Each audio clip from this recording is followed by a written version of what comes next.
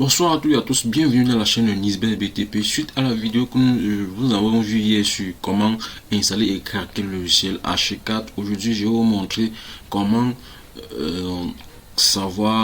comment maîtriser l'interface de H4. Car avant de travailler sur n'importe quel logiciel, l'essentiel c'est d'abord de maîtriser son interface. Une fois que vous l'avez installé et vous l'avez craqué. Donc sans toutefois tarder, nous allons passer à l'essentiel. Mais je vais utiliser H424 tout au long de cette formation, d'accord. Mais peu importe la version d'H4 que vous avez, la formation est à 98% la même chose. Donc je vais double-cliquer sur H424.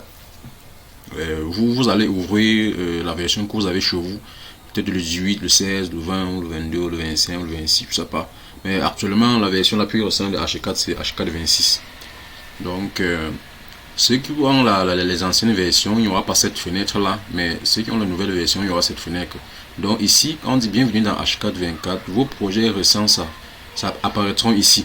Donc ça veut dire que lorsque vous allez au fur et à mesure travailler sur H4, vous allez enregistrer, lors de l'ouverture, c'est ici que vos projets vont se retrouver, ici, dans cette fenêtre là.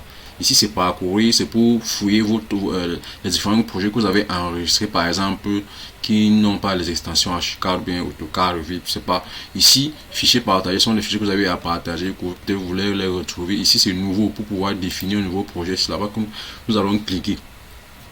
Il y a la palette qui va s'ouvrir, modèle par défaut de H4. Soit vous utilisez le modèle par défaut de H4, soit vous définissez votre propre modèle. D'accord. Mais nous ici nous allons utiliser le modèle par défaut de H4. Et puis vous venez sur nouveau.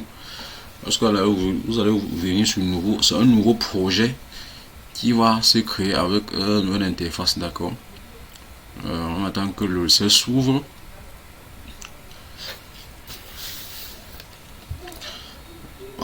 Voilà l'interface d'H4. Peu importe la version, l'interface est la même. D'accord. Ici, tout ceci, c'est ce qu'on appelle la barre d'outils. Donc cette barre d'outils vous permet de choisir quel outil vous allez utiliser pour pouvoir faire ce que vous voulez faire. C'est ce qu'on appelle la barre d'outils. Donc par exemple, si vous avez l'outil mur, l'outil poteau, l'outil poutre, l'outil dalle, l'outil toiture, l'outil corps, ainsi de suite, l'outil fenêtre, porte, ainsi de suite. Donc cette parallèle là peut se rétrécir ou bien augmenter. Donc si lorsque vous êtes ici au bord, vous allez voir là comment le curseur va devenir un peu long. Donc cliquez pour l'augmenter. Au fur et à mesure que vous l'augmentez, ça épouse directement le graphisme de votre machine. D'accord. Vous pouvez aussi le diminuer. D'accord.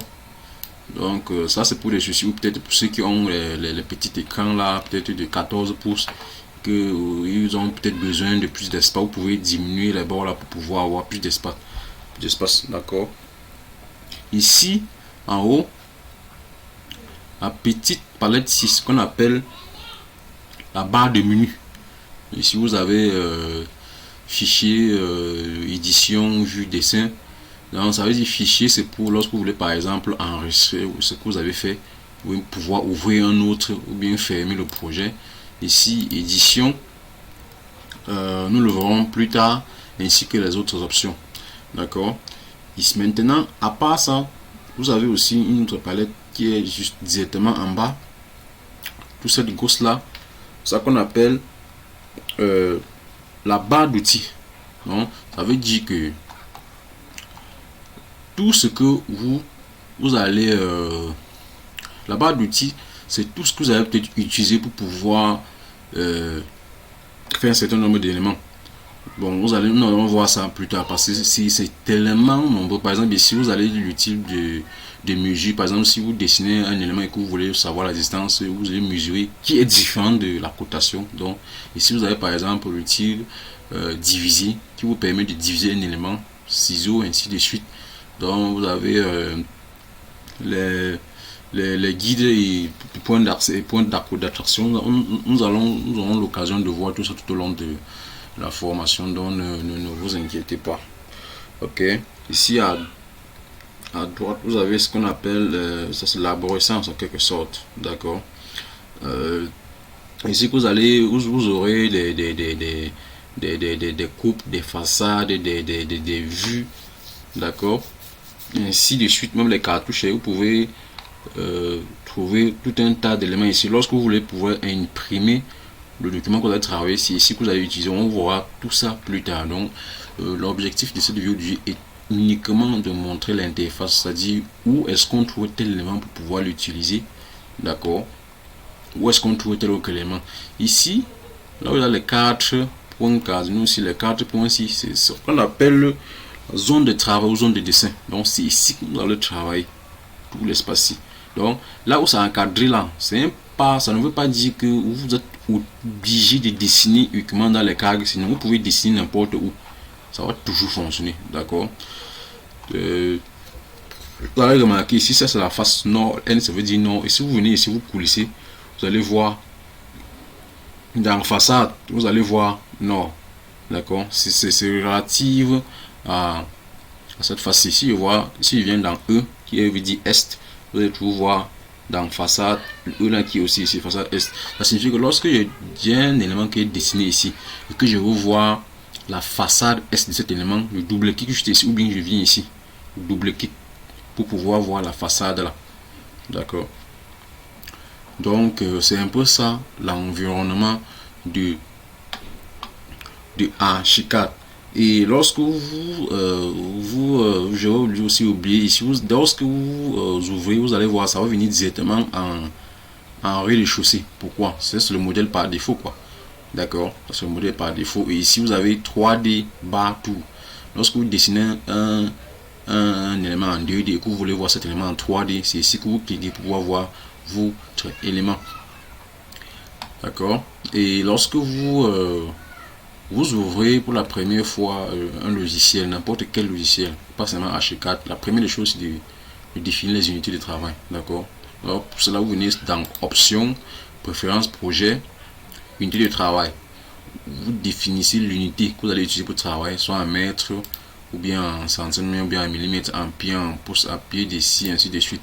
Nombre de décimales après la virgule. Un exemple ici, si vous voulez par exemple que ce soit deux chiffres après la virgule, vous cliquez, vous choisissez. Et ici le maximum on définit à 4. Donc définir à 4, pourquoi? Parce que sur le terrain, c'est même pas d'abord facile de repérer un 4 chiffres après la virgule, ça ne sert à rien. C'est pour ça que vous allez toujours voir la plupart des plans c'est toujours à 2. Parce qu'on peut facilement mesurer sur le terrain 1,25 mètres. Mais c'est serait difficile par exemple de mettre 4 chiffres, c'est-à-dire que 1,2340, tout ça, ça ne sert à rien. D'accord. Donc c'est vraiment ce 1 ou 2 chiffres. D'accord. Voilà. Unité de surface, superficie en fait. Donc, vous pouvez, malgré que vous dessinez votre projet en mètres, vous pouvez décider que la surface doit être mesurée peut-être en centimètres carrés. D'accord, c'est vous qui vous définissez. Et puis les décimales sont aussi là où vous définissez. Voilà. Voilà, vous avez une idée de volume, c'est pas très intéressant. Décimale, ce qui est aussi intéressant, c'est ici unité angulaire. Vous pouvez décider que les éléments qui sont inclinés vont utiliser quelle unité. Ça peut être le degré décimal, le degré minute, c'est pas seconde, etc. D'accord. L'unité de mise en page, on verra ça plus tard. C'est quoi la mise en page? Donc, pour aussi définir ces unités. La mise en page, généralement, c'est lorsqu'on a fini de tout faire et puis on veut imprimer le document. D'accord. Lorsqu'on a fini de paramétrer tout ça, on est seulement sur OK. D'accord. Et les autres éléments, nous aurons l'habitude de les présenter au fur et à mesure. Donc, c'était tout pour cette vidéo, chers abonnés. N'oubliez pas de liker la vidéo, de partager pour ne plus manquer, de partager et autant pour moi et de là et de liker sans cela va vous permettre de ne plus rater mes prochaines vidéos lorsque vous allez vous abonner. D'accord. L'essentiel c'est de vous abonner, de partager au maximum et de liker. Lorsque vous vous abonnez, assurez-vous que vous avez activé la cloche de notification. Lorsque vous activez la cloche de notification, cela vous permet de ne plus manquer mes prochaines vidéos. Parce